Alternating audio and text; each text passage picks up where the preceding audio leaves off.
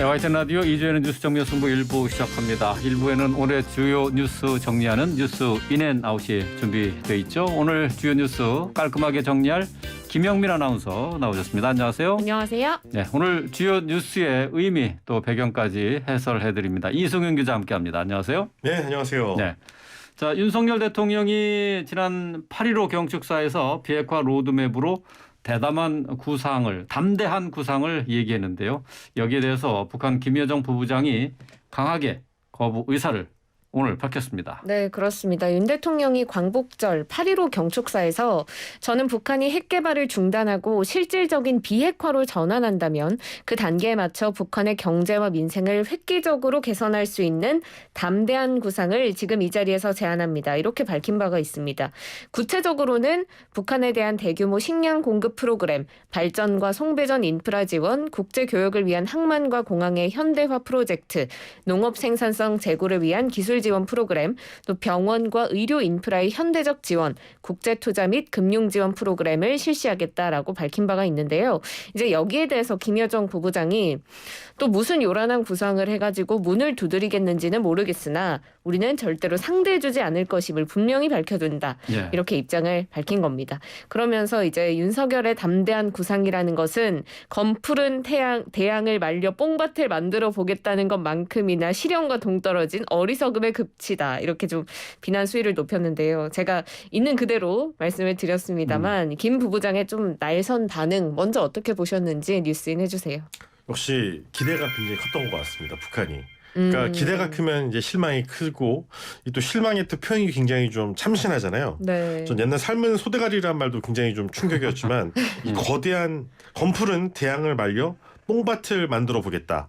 역시 참신한 표현인데 상당히 많은 기대를 가지고 있었고 우리 실망감이 이렇게 크다는 거를 한번 보여주고 싶었던 것 같습니다. 그만큼 지금 북한이 근본적인 두려움을 갖고 있는 걸 좀 오히려 보여줬다는 해석이 되는데요. 첫 번째는 우크라이나 러시아 전쟁에 일단 이슈가 밀리고 있고 그리고 타이완에도 이슈가 밀리고 있고 그리고 이란에도 지금 이슈가 밀리고 있습니다. 네. 그러니까 이렇게 좀 격앙된 멘트를 통해서 주목을 좀 받아보고 그리고 지금 윤 정부에서 좀 더 좀 제안을 해주고 이제 앞으로 우리가 좀 기대를 할 만한 뭔가를 더 던져달라는 그런 게 시그널이 오히려 전 여기서 좀 느껴지는 게 있습니다. 왜냐하면 지금 식량, 송배전, 항만공항, 농업 다 북한이 간절하게 지금 바라는 것들이거든요. 네. 그렇죠. 네, 근데 다만 이제 핵을 포기하려니까 우크라이나에서 지금 우크라이나 핵 포기했다가 지금 러시아한테 침공당해가지고 지금 이렇게 나라가 지금 분단돼 있지 않습니까? 그런 상황을 북한도 봤기 때문에 확실한 좀 더 나은 뭔가가 좀 더 있어야 된다. 이런 부분을 오히려 강력하게 어필한 것으로 보입니다. 오히려 어필이었다라고 얘기를 하셨는데 근데 김 부부장이 지금 이 담대한 구상이라는 게 사실 10년 전에 이명박 전 대통령이 내세웠던 비핵 개방 3천의 복사판에 불과하다 이렇게 밝혔거든요. 비핵 개방 3천이 일단 어떤 내용이었는지 궁금하고 얼마나 비슷한 거예요? 제가 그때 또 MB 때 청와대 출입 기자니까 정말 기억하고 있는데 네. 2008년도 취임사에서 북한이 핵을 포기하고 개방의 길을 택한다면 남북협력의 새 지평이 열릴 것이고 10년 안에 국제사회와 함께 북한 주민 소득이 3,000달러에 이르도록 돕겠다라고 얘기를 했어요. 안보랑 경제를 맞바꾸자 이런 얘기였는데 문제는 이제 비핵이 진전이 없으면서 개방과 3,000도 이루지 못했다라는 얘기도 나오지만은 사실 김정은의 그 갑작스러운 대두와 김정일의 서거가 김정일의 죽음이 사실 굉장히 큰 영향을 미쳤거든요. 네. 김정일은 여기에 응할 생각이 있었어요. 왜냐하면 그때 기억나는 게 2009년도 8월에 이제 고 김대중 전 대통령이 이제 서거하시고 조문을 위해서 그때 서울을 방문했던 북한의 김기남 이 노동당 비서가 청와대를 찾았을 때 그때 이명박 전 대통령이 체제 보장 이야기를 꺼냈었거든요. 네. 그리고 그때 우리 정부가 이 미국 측에 북한의 체제 보장을 잘 설명해주는 중간고리 역할을 할 수 있다. 그러니까 김기남 비서가 대단히 만족했다는 겁니다. 그래서 2009년 남북 극비 접촉 때는 이제 뭐 남북 정상회담 의제 조건 장소 등에 대해서 의견이 접근했을 정도였는데 문제는 이 김정일 이제 노동당 비서가 그때 사망을 하면서 네. 김정은이 들어서면 아직도 이제 분위기가 바꿔버렸죠. 근데 그래서 결국 효용이 없던 거지만은 비핵 개방 3천도 사실 김정은일이 그대로 있었으면 아마 효과를 낼 수 있는 그런 상황이었었는데 여러 가지 뭐 아쉽게도 이제 결국 닿지 못했고 다음 부분 좀 다 똑같은 부분은 아무래도 이제 그걸 만든 사람이 김성한 고려대 교수 그리고 김태호 성균관대 교수가 이제 지금 대통령실의 국가안보실장과 산하 1차장입니다. 그러니까 MB 때나 지금이나 이제 그 안보 책사들이 같으니까 비슷한 접근법을 제시했고 지난번에 분명히 이제 이 북한의 지도자가 바뀌지 않았으면 먹혔을 것이다라는 어떤 믿음이 있기 때문에 네. 똑같은 솔루션을 다시 한번 제시한 것으로 생각됩니다. 그렇군요. 오늘 김여정 부부장의 내용 가운데 발표 내용 가운데 아주 원색적인 비난도 있었어요. 윤 대통령에 대해서 인간 자체가 싫다.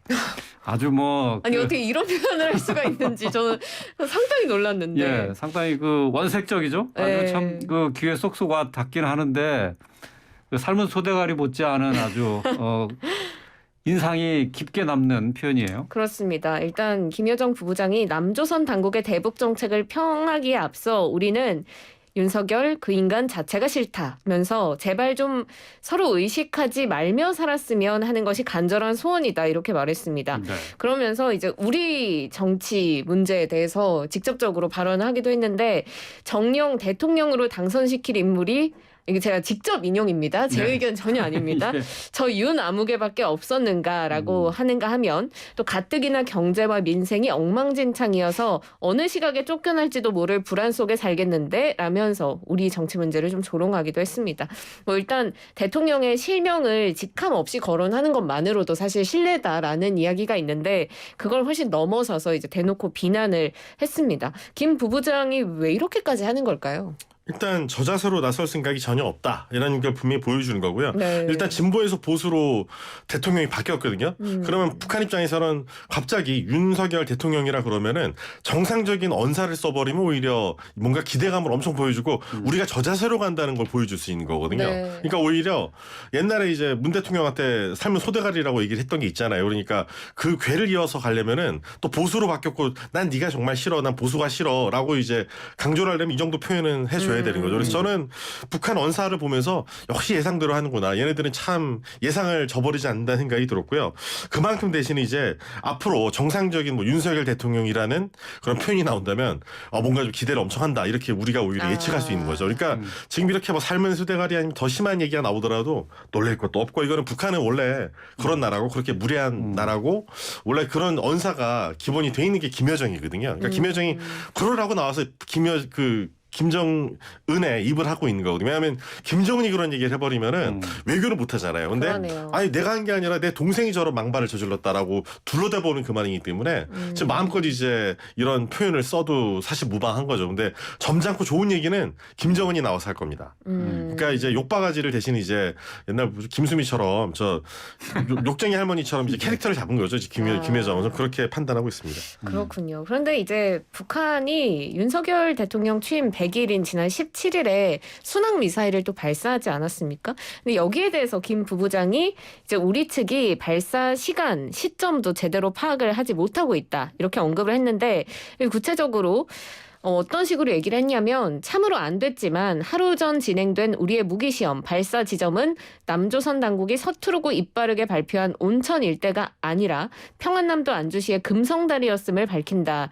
이러면서 늘상 한미 사이의 긴밀한 공조와의 추적 감시와 확고한 대비 태세라는 말을 입버릇처럼 외우던 사람들이 어째서 발사 시간과 지점 하나 제대로 밝히지 못하는지 무기체계의 재원은 왜서 공개하지 못하는지 참으로 궁금해진다라면서 또 우리 측을 비판하기도 했습니다. 근데 사실 이제 왜 우리 측과 북한 측이 얘기하는 이 장소가 다른지 이제 이승윤 기자님께서 얘기를 해주신다고요? 일단 이게 출제 자체가 굉장히 잘못됐다는 거죠. 왜냐하면 이 순항 미사일은 굉장히 저고도로 났거든요. 네. 저고도로 날면은 우리 탐지 장비로는 이 고고도를 나르는 ICBM이나 탄도 미사일은 궤적이 잡혀요. 계산이 되는데 순항 미사일 말 그대로 이제 이 공면에 이 지면에 이제 궤적을 따라서 이렇게 굉장히 저고도로 날기 때문에 네. 사실은 뭐 시험을 본다면 이제 이쪽에서는 여기서는 이제 말고 시험지를 주고 탄도 미사일은 시험지를 주고 정정당당하게 우리가 발사 지점이 어디다라고 우리가 맞추는 것이라면은 이 순항 미사일은 이렇게 낮게 읊조려 놓고 이제 내가 뭐라 그랬게, 내가 뭐라고 했는지 질문을 답을 맞춰봐 이러는 거랑 똑같거든요. 왜냐하면은 낮게 날기 때문에 우리가 북한에 들어가 있지 않는 한은 알 수가 없잖아요. 근데 사실은 지금까지 그래서 우리 군 당국에서는 외신에 나오거나 아니면 의원실에서 굳이 이 첩보 내용을 밝혔을 때 언론 보도가 나온 거에 대해서 대응하는 거 외에는 굳이 정식으로 이 탄도 미사일이 아닌 이 순항 미사일에 대해서 언급을 하지 않았어요. 발표도 안 했고. 왜냐하면은 이 서로 이제 어떤 면에서는 트레이드 오프 관계인데 순항 미사일은 정확합니다. 낮게 나는 대신에 정확하게 맞출 수 있으나 네. 파괴력이 적죠. 네. 그러니까 우리 군 입장에서는 그게 크게 뭐 부담이 되지 않는다는 게 있고, 두 번째는 탄도미사일은 반면에 이제 정확도는 떨어지는데 파괴력이 크죠. 그래서 탄도미사일을 발사하면 우리 군이 엄청나게 빨리 바로 군 당국에서 그렇군요. 발표를 해요. 그냥 네. 그만큼 별로 관심도 없는데 굳이 군에서 자꾸 지자들 물어보니까 대답을 해주긴 했는데 굳이 대놓고 이제 북한 측 입장에서는 제대로 출제도 안 해놓고 못 맞췄다고 비아냥대는 거는 사실 북한이 더 참 어리석은 모습을 보여주는 거고, 또 웃기는 거는 북한은 옛날에 탄도미사일 발사를 할 때도 대놓고 조작하다가 우리한테 걸렸어요. 영상을 조작하다 걸려가지고 야 이거 다른 날 찍은 건데 이거 실패했나 보다 얘네 발사한 거 우리한테 딱 걸렸거든요. 그렇게 조작을 대놓고 전 세계에다가 김정은이 나오는 그 영상에도 조작질을 하는 주제에 뭐 우리가 맞췄다 못 맞췄다라고 얘기하는 거는 사실 그 답 자체가 맞는지 안 맞는지도 몰라요. 왜냐하면 출제자 자체가 워낙 이 트리키하고 이 진실되지 못한 인물이기 때문에. 그래서 북한에서 발표하는 내용을 우리가 굳이 믿고 야 군당국 너네 왜 틀렸어라고 이야기할 게 아니고 얘네가 이렇게 얘기하는 게 진짜인가? 그거부터 의심해보는 게 좀 필요하다 생각합니다. 그리고 순항미사일은 별로 신경 안 써도 된다는 부분을 좀 말씀드리고 싶고요. 일단 뭐 물론 이제 뭘 탑재하느냐에 따라 다르긴 하지만 탄도미사일처럼 일단 우리에게 아주 세계적으로 큰 위협이 되지는 않습니다. 그러니까 유엔 안보리에서도 탄도미사일 발사할 때 이게 위반이에요. 결의 위반인데 순항미사일은 해당되지 않는다는 점 다시 한번 말씀드리겠습니다. 일단 우리 군 당국은 온천군에서 발사했다라는 기존 평가를 유지한다라는 입장을 냈는데 여기에 대해서 구체적으로 더 입장 표명을 하지는 않겠죠? 순항미사일에 대해서는 군에서는 그때 크게 신경은 안 쓰는데 반드시 복귀를 해요. 그러니까 한미일 간에 서로 정보를 갖고 복귀를 하고 내용을 확인하는데 절대 이걸 기자들한테 굳이 다 풀하지 않습니다. 왜냐하면 그 내용을 풀어버리면은 어떻게 얘네가 이걸 다 알아버렸지 이런 걸 다 알게 되거든요. 그러니까 군에서는 지금쯤은 다 파악을 하고 있을 거예요. 근데 군에서 이렇기 때문에 순항미사일에 대해서는 발표를 굉장히 삼가는 겁니다. 굳이 맞추는 것도 의미 없고 별로 중요하지도 않으니까. 두 번째는 뭐 맞췄다 하더라도 얘네들이 거짓말을 해버리면은 또 우리 언론에서 받아서 그냥 이게 틀렸다는 식으로 또 괜히 되면 군의 사기를 떨어뜨릴 수 있는 문제도 있습니다. 확인할 수가 없는 거겠죠. 굳이 사실 확인할 필요도 없고요. 어떤 면에서 순항미사일은 순항미사일을 쏘고 나서 내가 어디서 쐈게 그러면은 대답할 수 없다는 그렇죠. 얘기. 맞춰도 얘네는 틀렸다고 거짓말을 충분히 할 수 있고 김여정이 또 얼마나 또 창의적인 표현이 나올지 기대가 됩니다. 이거는. 그 뭐 욕쟁이 캐릭터라고 얘기를 했는데 이제 어쨌든 김여정 부부장의 발표에 대해서 우리 측에서도 강한 유감을 표명했죠. 네, 일단 통일부 권영세 장관은 아주 무례하고 품격 없는 표현으로 우리 대통령을 비난하고 담대한 구상에 대해서는 왜곡해서 비판한 데 대해서 대단히 유감스럽다 이렇게 입장을 표명했고요. 대통령실도 북한의 태도는 북한의 미래뿐만 아니라 한반도의 평화와 번영에 결코 도움이 되지 않고 국제사회에서 고립을 재촉할 뿐이다 라면서 경고했습니다. 이어서 담대한 구상을 통해서 북한 비핵화와 남북관계 발전을 추구한다는 기존 입장에는 변화가 없고 북한이 자중하고 심사숙고하기를 촉구한다 이렇게 입장 밝혔습니다. 근데 오늘 김열수 한국군사문제연구원 실장 YTN에 출연해서 이제 김여정 부부장은 차관급, 우리 측으로 따지면 차관급이기 때문에 우리 측에서도 이렇게 차관급 정도에서 입장 표명을 하면 됐다. 급이 맞지 않다. 이렇게 입장을 밝혔거든요. 어떻게 보세요? 그건 솔직히 저는 급을 따지는 것 자체가 남북관계가 기본적으로 정상적인 외교관계가 아니거든요. 정상적인 외교관계에서는 급을 따지는 게 맞습니다. 네. 근데 아니 김여정이 누굽니까? 그 김정은의 욕쟁이 캐릭터잖아요. 그러니까 임역할을 하고 있고 일단은 저 대미 부문을 총괄하고 있는 김정은의 어쨌든 이 어떤 면에서는 이 배드캅 역할을 하는 거죠. 국합은 자기가 본인이 하니까 이 김정은은 그러니까 차관급이지만 직함이 문제가 아닌 거죠. 그렇죠. 김정은이 굉장히 신뢰하는 복심이고 일단은 다른 사람이 얘기한다면 뭐 다른 더 높은 사람이 뭐 심지어 장관급이 얘기해도 김여정이 얘기하는 것처럼 우리가 썩속 이렇게 치지 않을 거예요. 그리고 많이 집중하지도 않을 거고. 근데 김여정이 얘기하는 이유에 우리가 귀를 기울이고 얘가 얘기하는 이 창의적인 표현에 귀를 기울인 이유도 결국은 이 김정은의 복심이고 김정은의 어떤 그 진심이 이 김여정을 통해서 나온다는 부분 그리고 외교적인 언사가 이제 김여정이 나온다는 것 자체가 굉장히 이제 북한 입장에서는 그 미사 요구가 아니라 일단은 여기서는 자기의 좀 심리를 드러내고 싶어한다. 그러니까 그런 메신저로서 김여정을 봐야지 뭐 부부장이니까 무시해도 돼? 그건 어떤 면에서는 하나는 알고 둘은 모른다는 저는 판단이에요. 왜냐하면은 북한이란 나라가 특이한 나라잖아요. 그러니까 네. 믿을 사람이 자기 여동생밖에 없어요. 그러니까 이렇게 입으로 쓰고 대변인으로 쓰는 거거든요. 그런 부분을 좀 볼 필요가 있을 것 같습니다. 네. 저는 뭐 윤여정이라고 그러네 또 김여정 부부장이 오늘 담화와 관련한 내용들을 살펴봤습니다. 계속해서 이번에는 윤석열 정부가 원전 산업을 되살리자 하는 의지가 강한데 이 관련 얘기를 좀 해보도록 하겠습니다. 우리나라가 해외에서 원자력 발전소 사업을 수주하기 위해서 다시 한번 시동을 걸고 있다고요. 네, 지금 해외 8개국 겨냥해서 원전 사업 수주를 위한 박차를 가하고 있는 상황인데 어제 이제 이승윤 기자님 엄청 바쁘셨잖아요. 근데 그중에 이제 취재 다녀오신 것 중에 하나라고 하는데 이집트 원전 수주는 좀 임박한 상황이라고요? 네, 그렇습니다. 그 이집트의 수도 카이로에서 300km 떨어진 이 지중해 연안에 서북부 해안 도시에 엘다바라는 곳이 있는데 네. 여기에서 이제 러시아 국영 그 원전 기업이 이제 1200메가와트급 원자력 발전소 4기를 건설하고 있어요. 네. 근데 우리나라가 여기에 이 부속 건물을 짓는 참여를 할 것으로 이제 예상됩니다.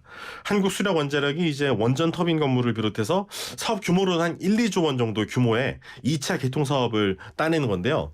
그 가능성이 굉장히 높은 상황이라서 아마 이르면 이달 말쯤에 이제 발표가 될 예정인데 이게 무려 13년 만에 원전 사업 수주거든요. 오, 그래서 그렇군요. 이제 드디어 탈원전을 넘어서 이제 다른 나라에서도 야, 대한민국은 탈원전 할 거라서 쟤네 거 믿고 쓰면 안 돼라는 이제 의식을 좀 버리고 아 얘네들은 이제 다시 원전 사업을 대신 진지하게 해보려는 거 하고 있는구나. 그래서 원전 계속성이 있다. 강국이구나. 그리고 원전 사업 파트너로서 어느 정도 신뢰할 수 있다. 이런 부분을 좀 높게 평가받은 것 같고요. 특히 이제 우리가 바라카 원전, UAE 바라카 원전이 이제 사막지대에 있습니다. 근데 이 이집트도 아시다시피 사막지대에 있거든요. 네. 이 엘다바가. 네. 그래서 사막지대에서 이 공사를 할 수 있는 기술을 갖춘 나라가 그렇게 많지 않아요. 우리나라 같은 경우 이제 옛날 현대건설부터 해서 중동 오일머니 벌어올 때부터 이제 이 사막지대에서의 공사에 익숙해져 있는 상황인데 원전을 또 훌륭하게 안전하게 잘 짓고 있기 때문에 그런 어떤 건설 기술은 한국이 확실히 믿을만하다는 그런 평가를 높게 받아서 러시아가 지금 현재 우크라이나와 전쟁 중이라서 상당히 이제 자금 융통이 어려운 상황에서도 우리 기업을 선택했다는 거는 그런 면에서 이제 원전 파트너 세계적으로 상대할 수 있고 믿을 수 있는 그런 파트너로서의 입지를 다시 되찾은 것으로 평가할 수 있습니다. 네. 지금 윤석열 정부가 원전 수출 전략 추진위원회 출범하고 오늘 이창양 산업부 장관 어제요. 죄송합니다. 어제 첫 회의를 열었는데요. 추진위가 앞으로 이제 어떤 역할을 하고 오늘 회의에서 어떤 내용들이 좀 논의가 됐을까요? 일단 13년 만에 이런 원전 사업 수주가 임박하면서 정부가 이제 원전 르네상스를 만들어내자. 그래서 이제 원전을 다시 되살려보자는 의미에서 원래는 국을 만들려고 그랬어요. 네. 근데 국을 만들어서 괜히 이제 작은 정부의 기치를 괜히 훼손시키기보다는 전문가들을 모아서 위원회를 제대로 만들어보자 그래서 네. 원전 수출 전략 추진위원회를 만들었는데 이게 무려 9개 부처가 들어가 있고 그리고 공공기관도 이제 한수원 같은 큼지막한 데만 10개가 들어가 있습니다. 그리고 무역협회 등 민간에서도 굉장히 규모가 크고 실행력이 있는 정보력이 뛰어난 그런 곳들을 갖춰서 지금 이제 추진을 하고 있거든요. 네. 그래서 13년 전에 이제 바라카 원전 수주가 이루어졌는데 올해가 이 원전 수출의 새로운 원년이 될 것이다라고 이제 얘기를 했는데 그렇게 이제 자신 있게 이창양 산업부 장관이 얘기한 이유가 연말에 네. 지금 사업자 선정이 지금 임박한 나라가 체코, 폴란드가 있습니다. 네. 체코는 굉장히 많이 지금 임박해서 우리랑 지금 체코 원자력계가